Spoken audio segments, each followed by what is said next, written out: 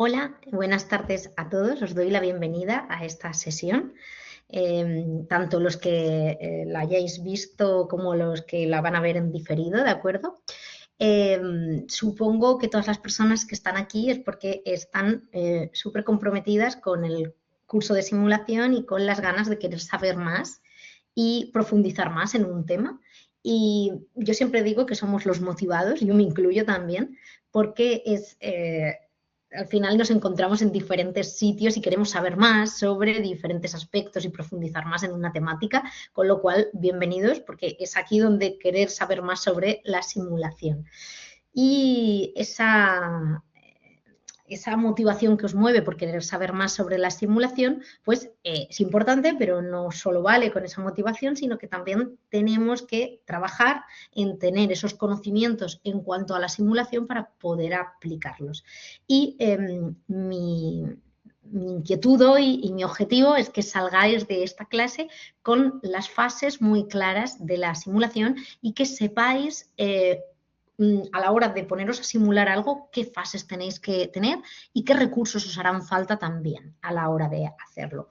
Desde aquí mandaros un saludo y permitirme nombraros a todos que he leído en el foro a los participantes, Cinta, enfermera de infecciosas, profesores de la URB, Elizabeth, Jessica, Gerard, Monse, también una profesora de pedagogía he visto, Miriam, de la Complutense de Madrid, Leticia, Mossos de Escuadra también, Miguel, Miren, ginecología y ginecólogas, que son dos Monses, enfermeras asistenciales Astrid y Rosabel. Así que me he permitido leer un poquito vuestros perfiles para saber cómo enfocar la conferencia.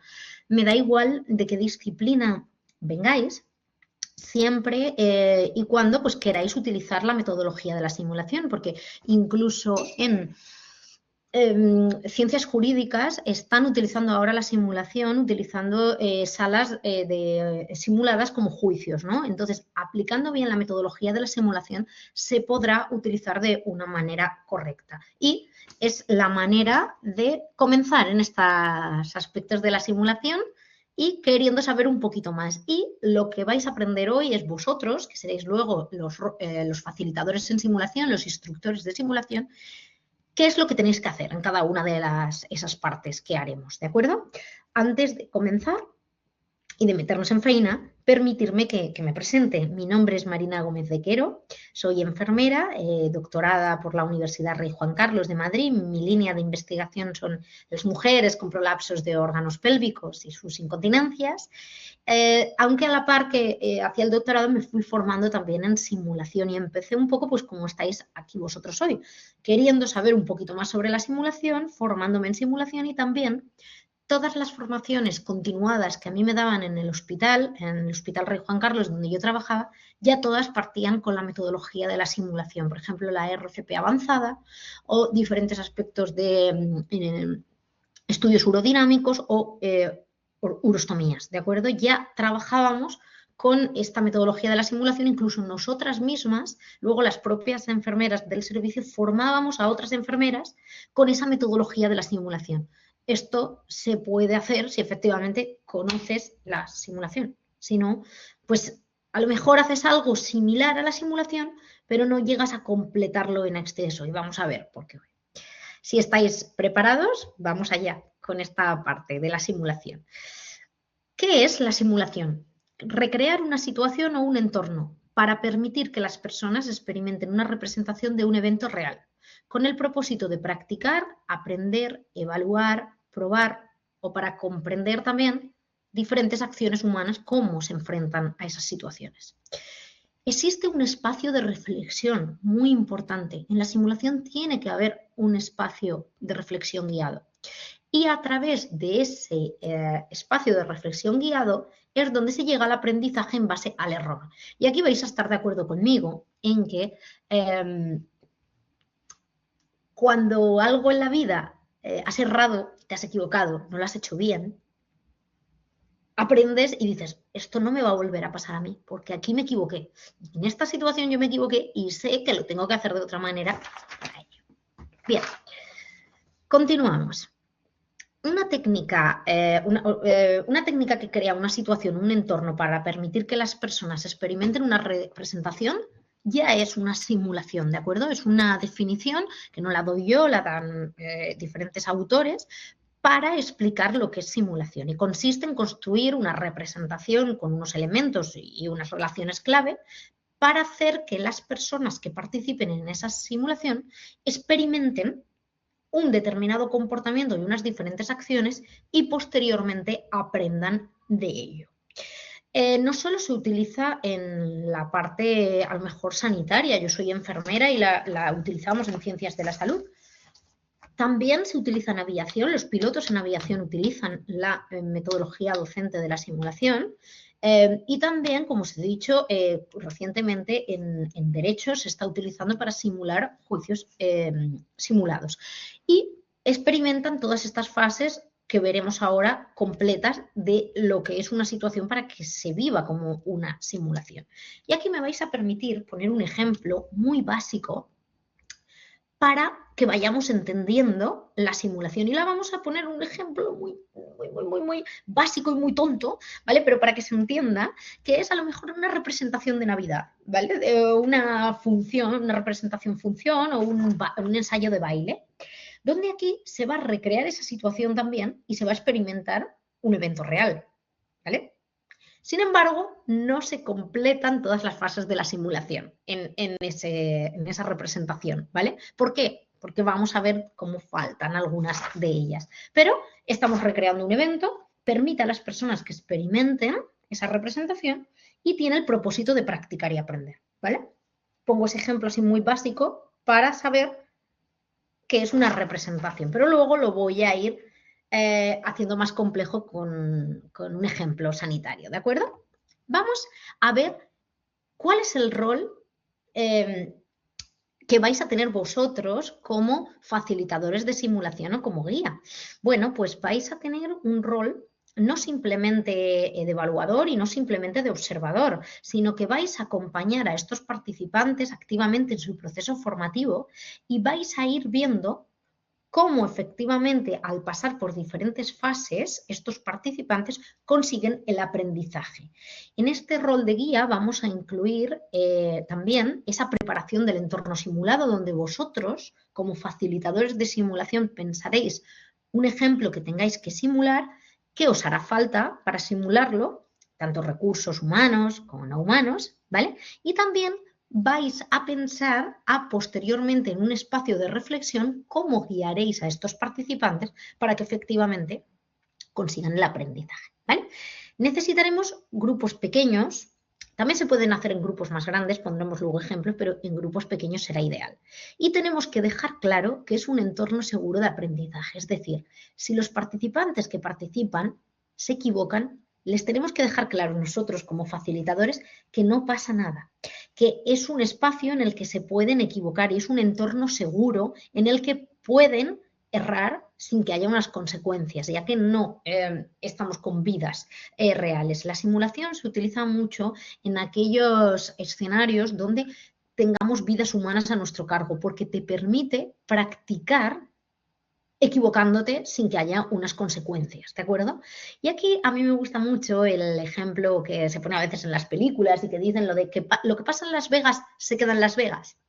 Pues esto es muy útil para crear un clima de confianza y que haya un compromiso por parte de los participantes y del facilitador, donde tú efectivamente le dices, oye, que lo que pase aquí en esta sala se queda aquí, no pasa nada. Es un entorno en el que si nos equivocamos, a nadie se le va a ridiculizar, a nadie se le va a decir nada, simplemente es un entorno en el que podéis practicar para ver cómo reaccionaréis posteriormente cuando se haga en la vida real. Incluso ahí se puede pactar con los participantes el decir una palabra de seguridad con ellos para que si en un momento determinado se agobian o en esa simulación es tan real que no saben cómo hacerle frente y quieren salir de ella, que puedan decir esa palabra de seguridad y el facilitador que seréis vosotros, los apartéis de una manera del grupo para que pueda continuar la simulación. ¿Qué características ha de tener un facilitador en simulación? Pues las mismas que estáis teniendo vosotros ahora mismo o que tenéis, pero concretando un poquito más. Hay que tener un conocimiento metodológico de la simulación, con sus fases, con el briefing, con la simulación y con el debriefing, que hoy, cuando acabe esta sesión, vais a ser unos expertos de ellas y las vais a manejar totalmente. Por supuesto, también tiene que tener habilidades de comunicación y no solo aquí es el que tener dones con la gente o hablar con la gente, es escuchar activamente, hacer preguntas abiertas y encaminadas hacia un sitio determinado para que utilicen el pensamiento crítico y lleguen a un punto al que vosotros los vais a llegar para que piensen. Hacer preguntas abiertas para conseguir ese pensamiento crítico, ¿vale? No solo preguntas de sí o no. Animar a la reflexión y dar y también permitir que reciban esa retroalimentación. Saber identificar también estados emocionales en los que a lo mejor veáis que las personas no están aprovechando esas simulaciones y vosotros veis que están muy nerviosos o que no la están aprovechando al máximo, poder entrar en algún momento y decirles, bueno, podemos parar, no pasa nada si paramos, ¿vale? Crear ese clima de confianza, lo que yo os he dicho antes, de lo que pasa en Las Vegas se queda en Las Vegas. Si hay algún momento en el que el participante siente que está arropado por el grupo y que no pasa nada si se equivoca y no le da vergüenza, pues va a ir todo mucho mejor. Que piense todo el rato a esa persona que viene como participante, hacerle cambiar el mood a esto son críticas constructivas y vosotros como facilitadores de simulaciones tenéis que pensar y incentivar a que piensen así. Esto es de manera a que las críticas que hagamos construyan y sirvan para mejorar, ¿vale? Y de alguna manera también al observar y al participar en todo ello, vosotros estáis haciendo una evaluación integral del propio participante, ¿de acuerdo? Y aquí ya me vais a permitir que entre en esas fases de las que yo os digo, el briefing, la simulación y el debriefing, que son esas fases que ha de tener una simulación para que sea completa. Por ello yo os decía que el ejemplo de la función de Navidad o el ejemplo de un ensayo general de baile, yo pongo el ejemplo de baile porque a mí me gusta bailar, no es una simulación completa porque muchas veces ni hay el briefing ni hay el debriefing y de esa manera no se consigue el aprendizaje, ¿vale? Os he traído aquí diferentes salas de simulación para que veáis que no me hacen falta a veces unas grandes instalaciones o unos recursos ilimitados. Si veis ahí hay un ejemplo que es en la calle, ¿vale? Hay otra sala que sí que tiene una cama, unos recursos y si veis también hay un simulador de avión, no es una cabina de avión real, es un simulador, pero como veréis es bastante realista y da la sensación de que efectivamente es una toma de contacto y el participante que participe ahí se puede meter en la piel y efectivamente estamos recreando la situación, el entorno y le estamos permitiendo a la persona que experimente esa representación del evento real. Con lo cual, a veces una sala que sea transversal y que yo pueda un poco modificarla, simplemente con que la tengáis, le podéis dar espacio para que haya la simulación. No hace falta que sea con unos grandes recursos o con unas grandes instalaciones. Yo he llegado a estar en un hospital simulado con unas instalaciones muy buenas, pero sin implementar esa metodología de la simulación y no se ha conseguido ese sistema de aprendizaje completo y en cambio en salas más humildes, por así decirlo, con menos recursos, donde se han utilizado todas las fases de la simulación, sí que ha conseguido el participante hacer ese clic y aprender del error y saber dónde ha errado y qué le ha salido bien, ¿de acuerdo? Y vamos a entrar ahora en esas fases de la simulación y que el facilitador en simulación ha de conocer, porque si no, no puede utilizar la simulación. Y si utiliza algo parecido a la simulación, no lo está haciendo de la manera correcta, ¿de acuerdo? Entonces, entremos en saber qué es el briefing, la simulación y el debriefing. Y aquí voy a poner un ejemplo más complejo para que vayamos cada vez entendiéndolo. Yo sé que hay algunos de vosotros que ya tenéis nociones en la simulación Pero yo tengo que partir de que hay gente de que no tiene ni idea de lo que es la simulación, ¿vale? Por ello, cada vez nos iremos equilibrando y con los ejemplos que vayamos dando, yo los voy a ir poniendo cada vez más complejos para todos llegar al mismo punto de nivel de simulación, ¿de acuerdo? Con estas sesiones. Y mi ejemplo va a ser, para pensar todo el rato y dar la explicación de esta simulación, de que la simulación y el escenario simulado que va a haber es de una obstrucción de vía aérea por cuerpo extraño, ¿de acuerdo? Bien, en el briefing, esta etapa del briefing, ¿en qué consiste? Pues es esa etapa previa en la que se le explica al participante qué es lo que se va a encontrar en la simulación, cuál es el objetivo de la simulación, importantísimo, porque es fundamental que el participante sepa cuál es el objetivo de todo lo que va a hacer. Si no, entramos en unos vacíos grandes en los que no sabe. Así que vosotros, como facilitadores de la simulación, os tenéis que encargar de ese briefing, de explicarlo, explicarles el propósito, de darles la bienvenida, de decirles aquello que se van a encontrar en la simulación simplemente, pero no decirles la solución, ¿de acuerdo? Es decir, os pongo el ejemplo. Hola, soy Marina, soy la facilitadora, la instructora de simulación que va a estar con vosotros y vamos a hacer una breve explicación antes de que entréis a la simulación. La simulación es para practicar la obstrucción de vía aérea por cuerpo extraño y el objetivo de esta simulación es que practiquéis la maniobra de Heimlich, ¿vale? Además, dentro de la simulación, que está en otra sala, vais a poder encontrar darles información. Los cerebros que tenemos los seres humanos, sin querer nos anticipamos a todo, como vosotros hoy con este curso, ¿vale? Cuando habéis visto las fechas, los contenidos y tal, sin querer te vas tranquilizando porque no te vas anticipando. Los participantes que vamos a tener luego en las simulaciones también sin querer se adelantan. Entonces vosotros intentar darles la información sin resolverles lo que tienen que hacer, porque claro, si no, ya les estamos diciendo lo que tienen que hacer dentro. Pero que tengan toda la información posible para poder desenvolverse bien en la propia simulación. No menospreciéis esta fase del briefing, porque en esta fase del briefing ya los participantes están conectando con el aprendizaje y ellos ya están pensando en obstrucción de vía aérea, ¿qué es? Cuerpo extraño, ¿qué es? Están conectando de alguna manera con los conocimientos que ellos tienen, con las experiencias que han vivido con ello y pensando en qué van a hacer posteriormente. Así que ese proceso ya es muy importante para invitarles a la participación del aprendizaje.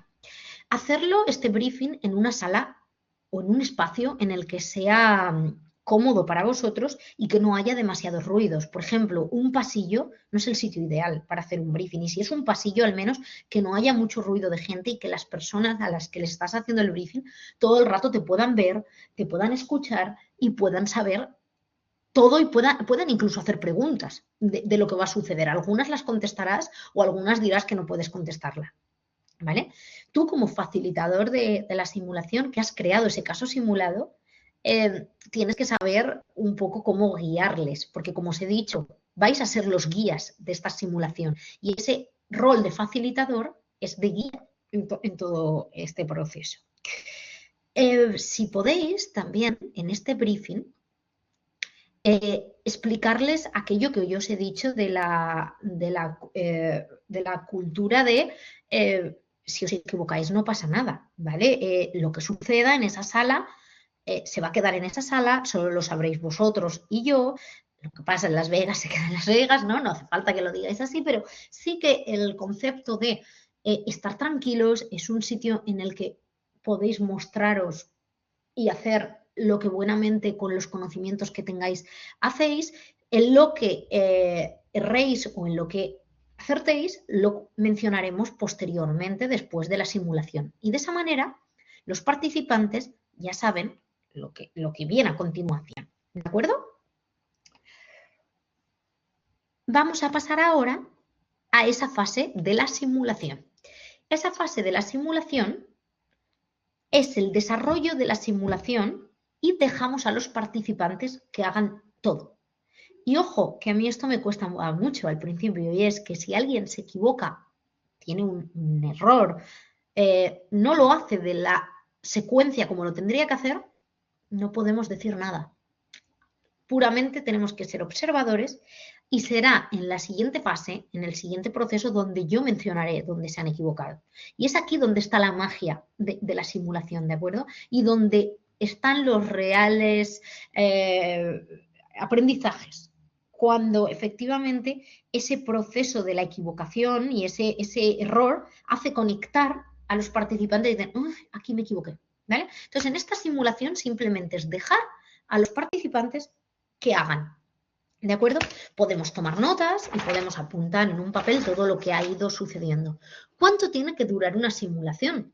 Pues depende cómo nosotros la hayamos planteado esta simulación. Y aquí es donde os digo, más vale una simulación que dure un cuarto de hora, 20 minutos, que sea con un objetivo claro y con unas actuaciones concretas, a que sea una simulación muy larga, a que el participante cuando entre no sepa lo que hacer, pierda el foco, no sepa cuál es el objetivo. Tiene que estar muy claro en el briefing cuál es el objetivo de la simulación, porque si no, el participante puede perder. Como yo os he dicho, estábamos con el ejemplo de obstrucción de vía aérea por cuerpo extraño, pero yo no os he dicho si es un lactante, un niño, un adulto. No tenemos por qué darle esa información tampoco a los participantes. Y cuando entren en la simulación, se lo encontrarán o incluso puedo variarlo para que así las personas, conforme vayan entrando a la simulación, puedan ir actuando. No entran 15 personas a la simulación, no es lo ideal. Lo ideal es que vaya entrando en esta simulación de uno en uno, de dos en dos, y que posteriormente se vaya haciendo el debriefing, o ese briefing sí lo puedo hacer con un grupo de personas de 15 personas, pero esa propia simulación es importante que, bueno, que se haga de una manera que se pueda aprovechar, ¿vale? Uno, dos, tres, depende, incluso a veces en un equipo, pero teniendo claro cuáles van a ser las actuaciones que tenga que hacer esas personas dentro de la simulación. Pero no puede ser una participación a lo mejor de 20 personas en esa simulación. No, no es lo ideal, ¿vale? Unos grupos en los que yo pueda saber cómo manejarlos dentro, cómo observarlos y posteriormente cómo saber cómo darles esta retroacción, ¿de acuerdo? Así que en esta simulación, donde el participante desempeña estas actuaciones, ¿de acuerdo? Nosotros como facilitadores de simulación simplemente estaremos observando, cogiendo notas, ta.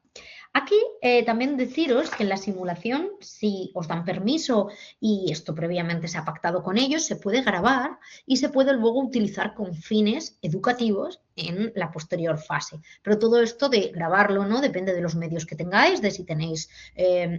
a veces no hace falta mucho, con un portátil se puede poner con una cámara de estas, grabarlo, incluso con una sala de estas Teams, Collaborate, se puede también retransmitir en otra sala y así podemos estar viendo lo que se está simulando y en otra sala participantes lo que está haciendo alguien, ¿de acuerdo? Entonces, no hay una manera simplemente de hacer la simulación, sino que puede haber diferentes escenarios para ello, ¿vale? Pero todo esto tenéis que tener los consentimientos de las personas para ello y dejar claro que es con fines puramente educativos, que no se utilizará para nada más y que de esa manera se puede aprender muy bien, porque puedes visualizar dónde han estado los errores y también puedes visualizar cuáles han sido los aspectos positivos. Y vamos a la parte del debriefing y la parte top, o a mí yo lo pongo aquí como parte top porque a mí me parece que es un momento clave donde los participantes hacen el clic en la cabeza y realmente entienden dónde han errado y qué han hecho bien. Y como facilitadores de simulación, vosotros es súper satisfactorio este momento porque vosotros guiáis con esas preguntas y con ese... y con esos conocimientos que tenéis, porque tenéis que ser diestros en una materia, yo no me puedo tampoco poner a simular algo de lo que no conozca. Yo puedo simular, pues como os he dicho, el OVACE, una RCP, puedo simular los conocimientos de un paciente ostomizado, puedo simular algunos aspectos que yo conozca, pero yo no me puedo poner ahora mismo a hacer una simulación en relación a por ejemplo, un juicio de derecho. ¿Por qué? Pues porque no soy diestra en la materia de derecho. A la hora de pensar estos escenarios de la simulación, sí que tiene que tener la persona una expertía en el campo en el que va a presentar simular, porque si no, sí que os he dicho que podéis utilizar la simulación en diferentes disciplinas, por supuesto, pero el escenario que os pongáis a simular tenéis que tener unos conocimientos de ello para saber luego cómo guiar a los participantes hacia el debriefing. Entonces, como os decía, este debriefing va a ser una parte muy valiosa, una situación en la que a los participantes los guiáis vosotros hacia el autoaprendizaje de dónde han errado y dónde han hecho las cosas bien.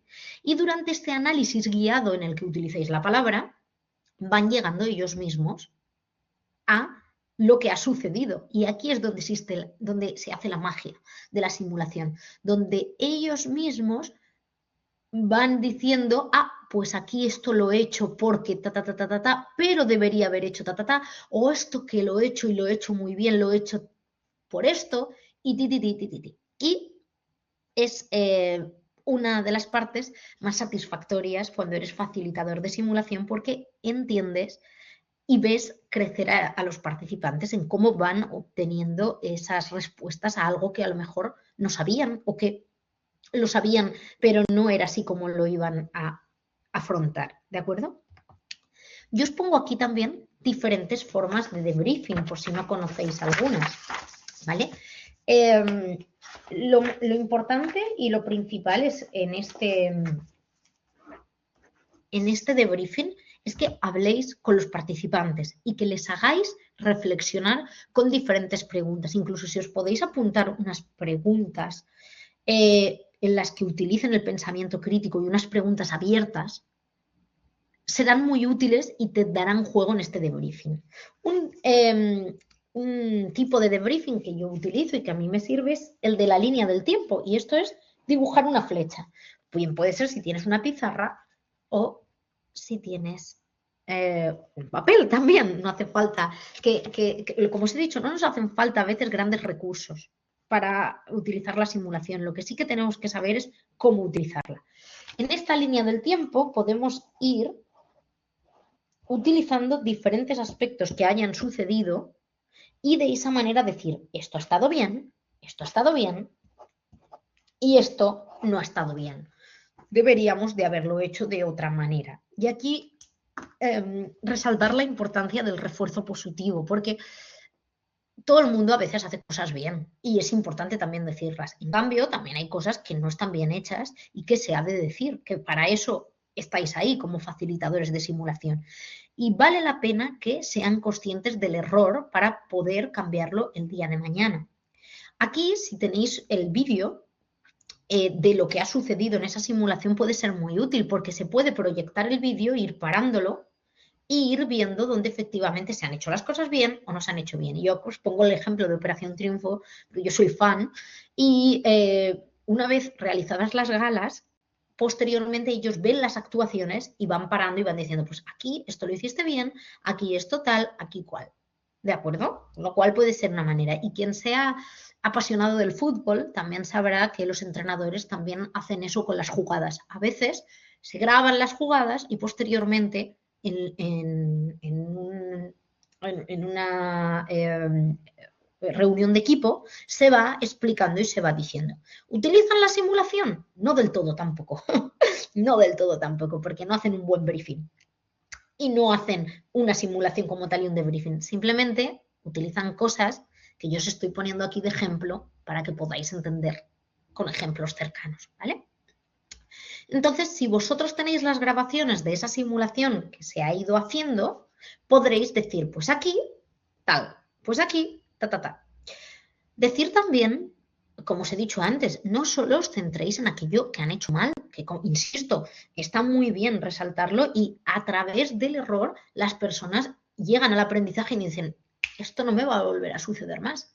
Yo aquí, ¿pero cómo me ha podido suceder esto? A veces la gente dice, ¿pero cómo me he podido equivocar en esto? Bueno, pues porque en ese momento no lo has visto. Es así, ¿vale?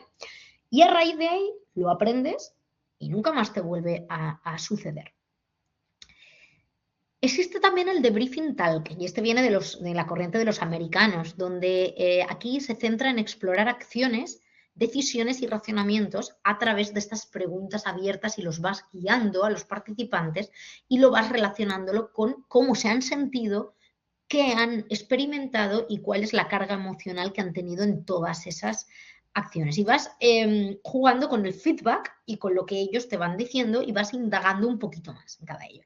Simplemente deciros que el debriefing que elijáis estará bien hecho con tal de que a los participantes los hagáis que hablen y que lleguen al proceso del aprendizaje, ¿de acuerdo? Y que lleguen a entender muy bien para qué han entrado en esa sala y cuál es el aprendizaje que se llevan una vez que salen de esa reunión de debriefing.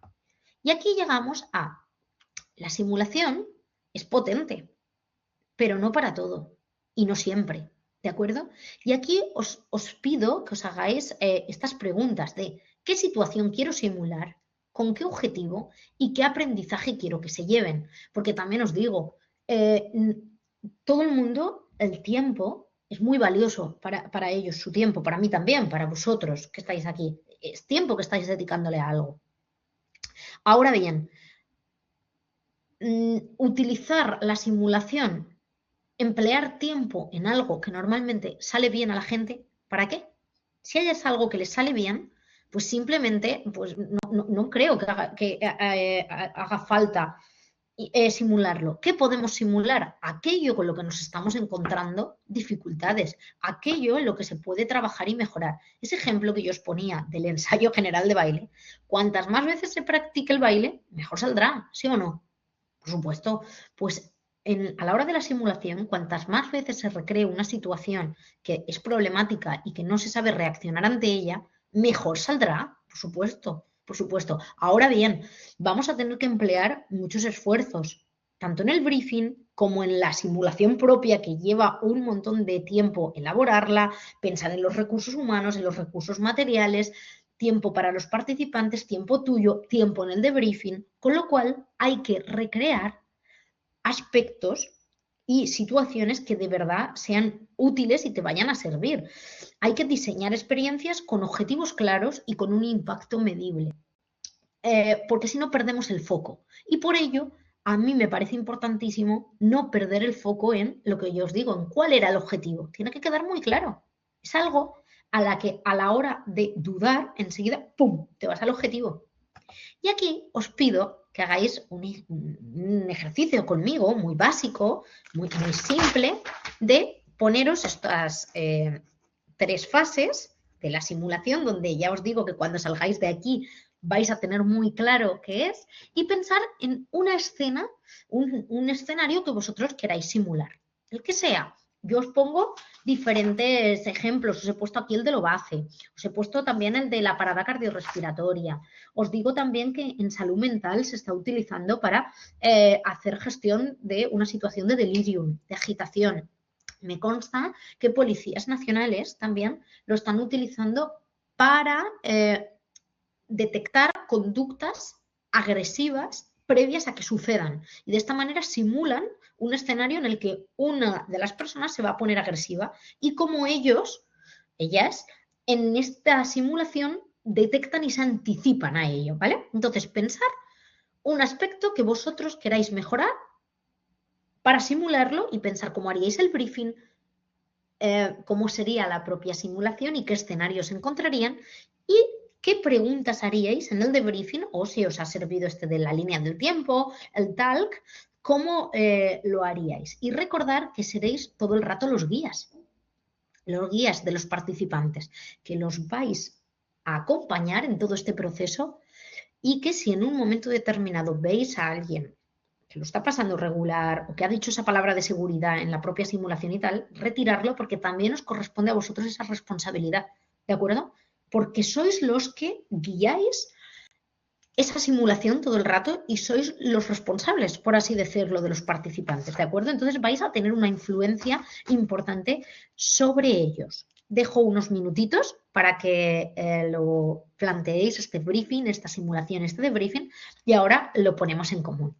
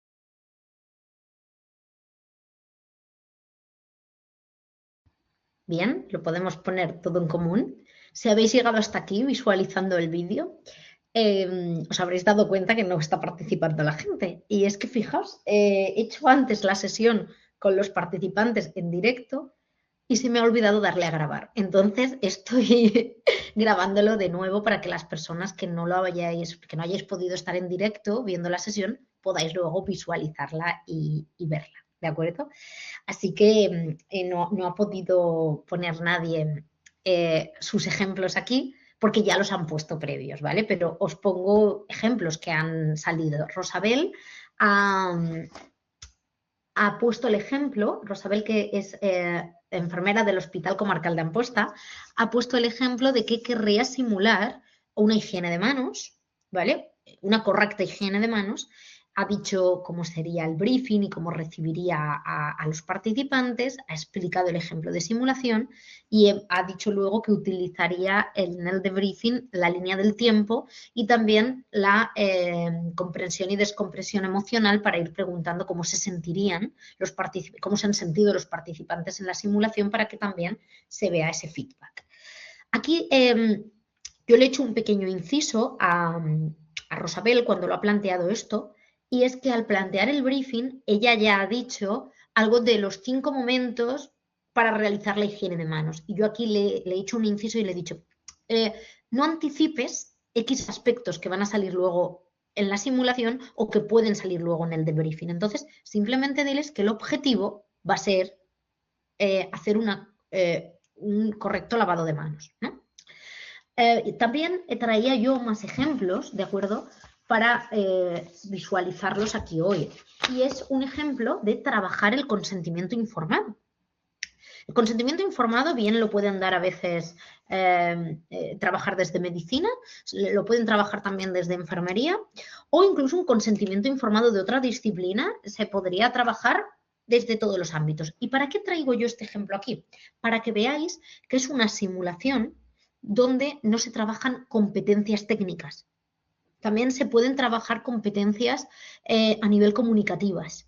Y aquí, en este caso, lo de explicar el consentimiento informado es a través de competencias comunicativas. Y aquí sería trabajar ese caso simulado donde efectivamente se le dé información al paciente, se le explique, se le diga y se le dé un espacio donde poder hablar y donde poder hacer preguntas al paciente para que tenga esa autonomía del paciente y se respete ese principio de autonomía del paciente y que donde efectivamente dé su consentimiento para poder realizar el procedimiento que esté en ese consentimiento informado. Yo aquí en estas simulaciones a veces incluyo distractores. ¿Y qué es esto de los distractores, no? Pues esto es que a veces, pues, los confundo con X cosas. Ya os digo, pueden entrar diferentes participantes a la simulación, pero variarla un poquito cada vez que entren. Y esta del consentimiento informado, lo que hago es que trabajo a veces o bien con actores o bien con voluntarios, que se presentan voluntarios. Y lo que hago aquí es que a estos voluntarios lo que les digo es que si hacen de paciente y tal, pues que luego no firmen el consentimiento y a ver si se dan cuenta las enfermeras o la persona que esté haciendo de médico y tal, y que incluya también aspectos o comportamientos ansiosos, llanto, etcétera, para ver cómo estas habilidades comunicativas y estas habilidades de empatía y de escucha activa las van poniendo en práctica o no. Y como veréis, pues esto nos da muchísimo juego para luego el debriefing. ¿Qué ha sucedido? Ta, ta, ta, ta, ta. Si conocéis la metodología de la simulación, pues efectivamente podréis aplicar esto de una manera correcta haciendo todos los pasos, haciendo bien un briefing, haciendo el caso simulado y posteriormente el debriefing. Recordar que en la propia simulación vosotros no los corregís. No se corrige a los participantes, se les deja. Es una metodología cero paternalista o cero maternalista, porque se les está dejando a los participantes que si se estrellan, permitidme la expresión, por favor. O sea, se les está dejando errar. Y una vez hayan errado, se les explica dónde estaba ese error o dónde está esa parte que no han hecho bien. ¿De acuerdo?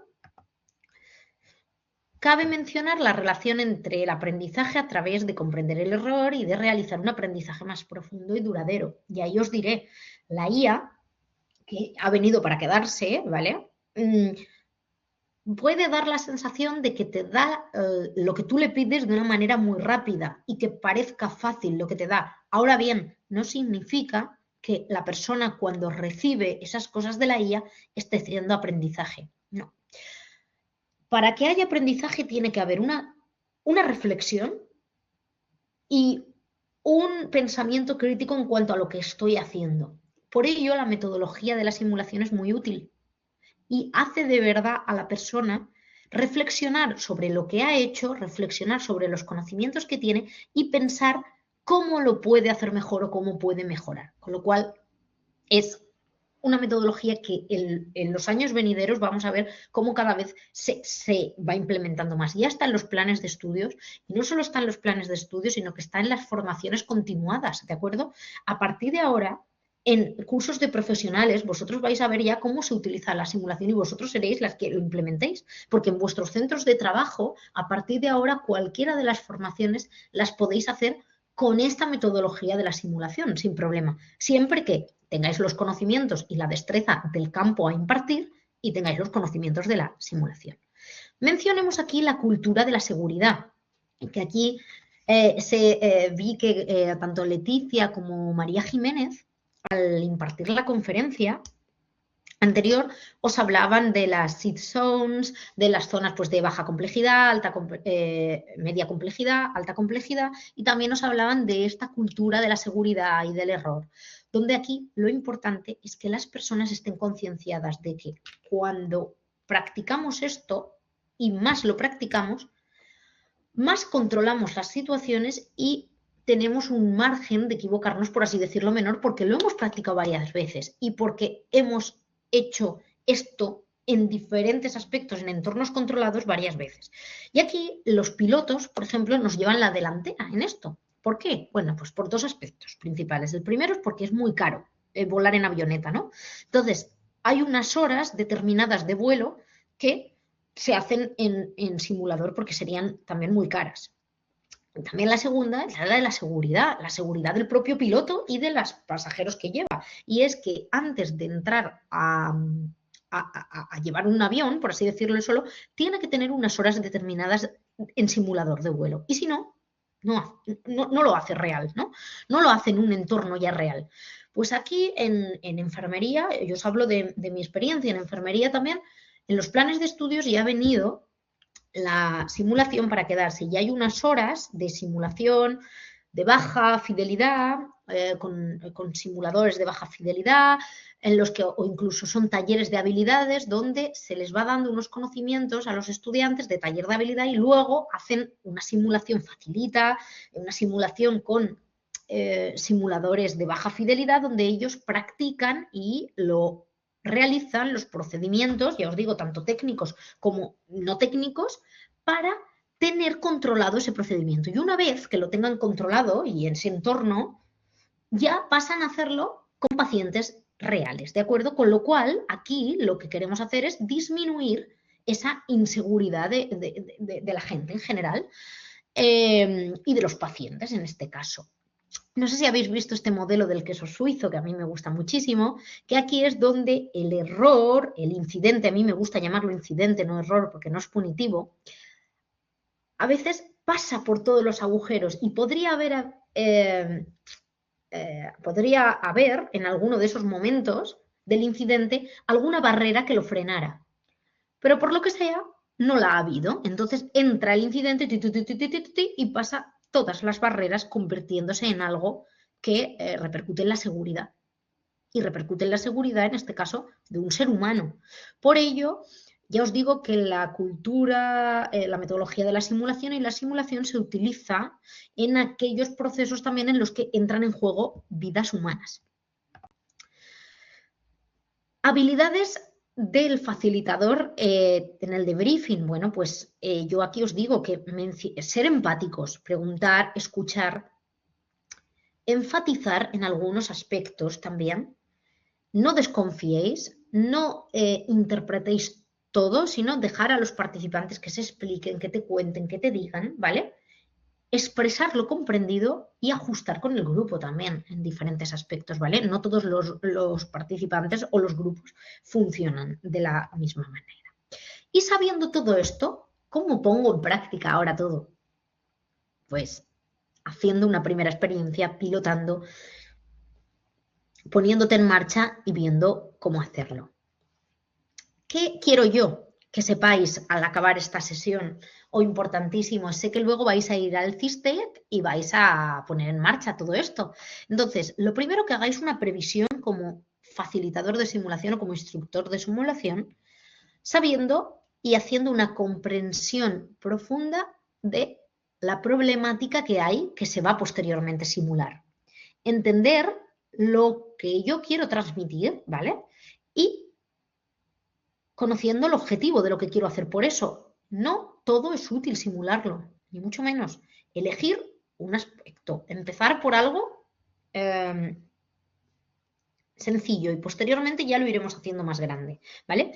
Si tenemos un técnico de simulación fenomenal y si no, vosotros mismos y vosotros con el técnico de simulación podéis hacer una lista de material que yo necesito para esta simulación. Pues, por ejemplo, necesito una silla, una mesa, un teléfono, lo que queráis, pero todo eso detallarlo y escribíroslo, porque eso va a ser importante tenerlo. Y también saber si vais a necesitar simuladores de baja fidelidad, son los maniquís, o simuladores de alta fidelidad, actores o participantes que os ayuden, actores, actrices. Ya os digo, muchas veces la asociación de teatro rural de tal sitio, la asociación de teatro de la universidad o una asociación de inserte nombre, si hacéis un primer contacto con ellos, igual os sorprendéis y quieren participar con vosotros. Pero tiene que estar muy claro a lo que vienen, para qué vienen y cuánto tiempo vienen, ¿no?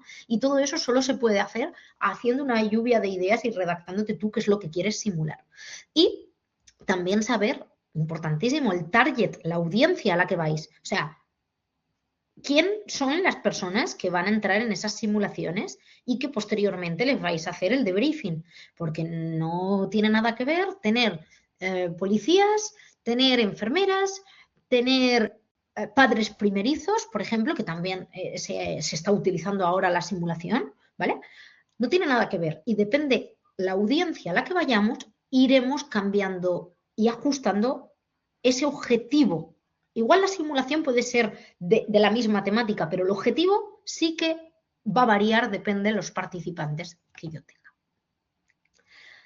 Y lo ideal, ya sería fenomenal, es que al final de todo vuestro ciclo en esa simulación hagáis un análisis de, bueno, que ha ido bien, que no ha ido bien, al menos simplemente decir, bueno, en todo este proceso, qué es lo que ha pasado, qué no ha pasado, a la hora de ejecutar lo que ha ido bien y que no ha ido bien, y finalmente ¿Cómo puedo mejorarlo?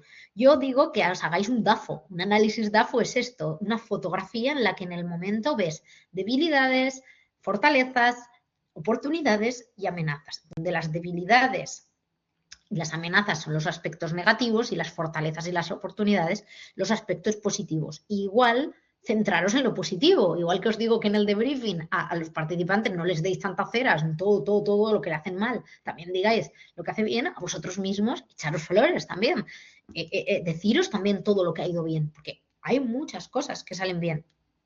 También hay cosas a veces que no salen tan bien, ¿de acuerdo? Yo aquí traigo el ejemplo de La Casa de Papel, por si alguien no ha hecho nunca un análisis DAFO, ¿vale? Donde La Casa de Papel es una serie de atracadores, donde hay varias temporadas y donde creo que es la tercera temporada hay otro atraco, ¿no? Entonces yo digo que se haga el análisis DAFO para comprender esto a partir del primer atraco que han tenido. ¿Por qué? Porque así podemos dar más juego en este análisis. Bueno, pues vemos las debilidades, las amenazas, las fortalezas, que tenían muchas fortalezas estos atracadores y por eso consiguen el primer atraco, y también tienen debilidades en el segundo atraco, ¿no? Porque ya se conocen entre ellos, los miembros del equipo, etcétera, ¿no? Y también tienen amenazas. Esto lo traigo a modo de un ejemplo para practicar un DAFO, a modo de que si no habéis hecho aún ninguna simulación, pues igual no podéis hacer un análisis DAFO de lo que ha sucedido. Pero es esto también, incluso la matriz CAME de cómo luego corregir, afrontar y mantener aquello bueno en las fortalezas y explotar las oportunidades. No me voy a extender en exceso en esto, en este análisis de la situación, que es importante para luego incluso presentar a vuestras organizaciones diciéndole, oye, que yo he hecho todo este trabajo de la simulación para formar a mis compañeros en esto, y ha sido útil por esto y esto. Necesito más dinero para seguir simulando porque, mira, ha ido muy bien en esto y esto. Y aquellas debilidades que yo he tenido las podría mejorar con esto y con esto. Incluso para vosotros mismos puede venir bien. Y no me voy a extender en exceso mucho porque me vais a tener también en el bloque 4. Y en el bloque 4 vamos a hablar también de análisis de las simulaciones, con lo cual no me extenderé en exceso. Para acabar, sí que me gustaría, hacer o comentaros aquí algunos artículos científicos que hemos conseguido publicar utilizando la metodología de la simulación, ¿vale? Donde hay dos ejemplos, ¿vale? Diferentes de los análisis que hicimos. El primero fue el entrenamiento de habilidades quirúrgicas en casa con simuladores para residentes de cirugía vascular durante la pandemia, ¿vale? Y que me parece interesante comentarlo porque aquí la simulación vais a ver que sí que tuvimos briefing, la simulación y el debriefing, pero tuvo que ser todo online. Y diréis, ¿y esto se puede hacer online? Bueno, pues fue una situación crítica. Yo además, yo no soy cirujana vascular, yo soy enfermera, pero como conocía la metodología de la simulación, les pude ayudar a cómo hacer esta simulación a los compañeros que se enfrascaron en este proyecto, ¿vale? Y además estamos muy contentos y le tenemos mucho cariño a este proyecto. Y entonces lo que hicimos fue que el briefing fue en una sala similar a esta, en una videoconferencia, donde se les explicaba lo que queríamos hacer, el objetivo de ello y lo que queríamos que hicieran en la propia simulación. La simulación fue en casa, donde ellos mismos se grabaron. Tenían estos simuladores simulan unos vasos sanguíneos y con unas herramientas, un instrumental quirúrgico, hacían esa sutura de ese vaso, ¿de acuerdo? Ya previamente conocían cuál era la técnica, etcétera, pero se les pedía que hicieran esa sutura de esos vasos y que se midieran también en el tiempo, cuánto tiempo tardaban, y que vieran cuáles eran sus dificultades. El objetivo era claro, que era suturar el vaso, ¿de acuerdo? La formación de estos MIR continuaba, aunque estuviera el COVID, con lo cual fue un recurso que fue útil a la hora de seguir dando estos talleres de alguna manera y poder evaluarlos también. En un entorno controlado, que era la casa de cada uno, hacían la técnica, en este caso es una habilidad técnica, ¿de acuerdo? Y Luego, en la sala de debriefing, que era una sala como esta, ¿vale? Otra vez virtual, se les fue cediendo la palabra a los diferentes participantes y la moderadora, una cirujana vascular, ¿de acuerdo? Que es la autora principal, Cristina Lozano, iba liderando este grupo, iba haciendo preguntas donde les decía a los participantes, bueno, pues cómo se habían sentido, qué dificultades habían encontrado, en qué parte se habían encajado más, cuáles eran los tiempos a la hora de realizar la sutura, etcétera. ¿De acuerdo? Esos son algunos de los resultados que encontramos. Ahora bien, lo bonito de esta parte fue, bueno, lo primero que se pudo continuar la formación de estos residentes, que muchos de ellos ya son a día de hoy cirujanos vasculares, ¿no? Y lo segundo fue que valoraron muy positivamente este entorno virtual donde efectivamente pues, se podía reflexionar y hablar y ver y compartir con otras personas, porque lo que a uno le había pasado en su casa, de que se había atascado en qué parte, a otra persona también le había sucedido y tenían un espacio de encuentro donde poder verbalizar, poder decir y era un entorno seguro, ese entorno que decimos tan importante en el que poder comunicarse y verlo. Se hizo un análisis de la situación también y se publicaron los resultados, ¿no?